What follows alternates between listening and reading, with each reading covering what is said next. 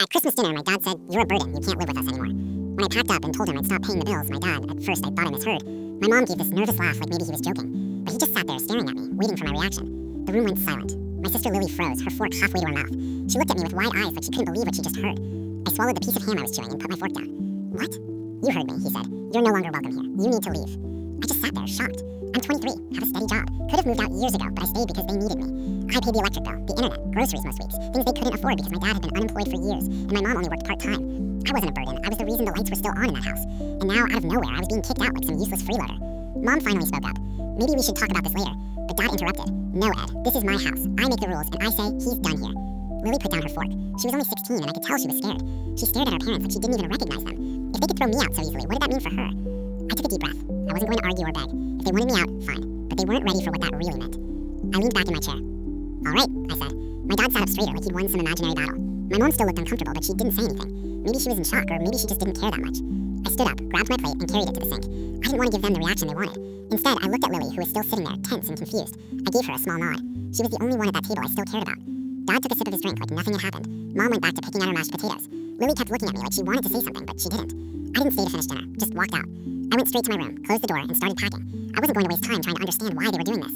If they wanted me gone, I was gone. But that also meant they'd lose everything I'd been paying for, and I wasn't going to warn them. I packed in silence, but I could hear them talking downstairs.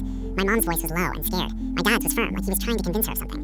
I caught bits and pieces. "He's old enough. We can handle it. He should have moved out years ago." An hour later, there was a knock on my door. I opened it, and Lily slipped inside, quickly shutting the door behind her. Her eyes were red and puffy. She'd been crying. "Are you really leaving?" she whispered. "Yeah," I said. "I don't have much choice." "Can I come with you?" That broke my heart. "You're 16. They'd call the cops, but the second you turn 18, my door's open." She hugged me tight. "I hate them for this." "Don't," I said. "Just remember who was here for you." I left that night, didn't say goodbye to them, just grabbed my stuff and drove to a friend's place. 3 days later, my phone exploded. "Mom, the power company is threatening to shut us off. Can you call them?" "Dad, you need to pay your share of the bills." I stared at the messages for a long time. Then I texted back. "I don't live there anymore, remember?" And I blocked them both. 2 weeks later, Livy called from a friend's phone. Her voice was shaky. "The internet's gone. The power was off for 2 days until Mom borrowed money from Grandma. They can't afford groceries. Dad's fighting with Mom constantly, blaming her for everything." "I'm sorry you have to deal with this," I said. She was quiet for a moment. Then she whispered, "He keeps telling everyone you abandoned us, that you left on your own and won't help your family." I closed my eyes. The man who threw me out on Christmas was now playing the victim. "Do you believe that?" I asked.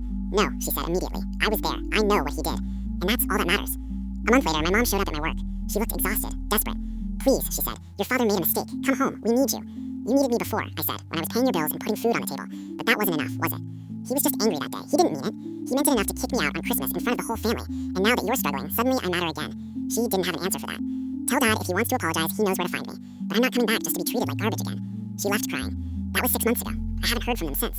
But Lily, she calls me every week. She knows where she's going the day she turns 18.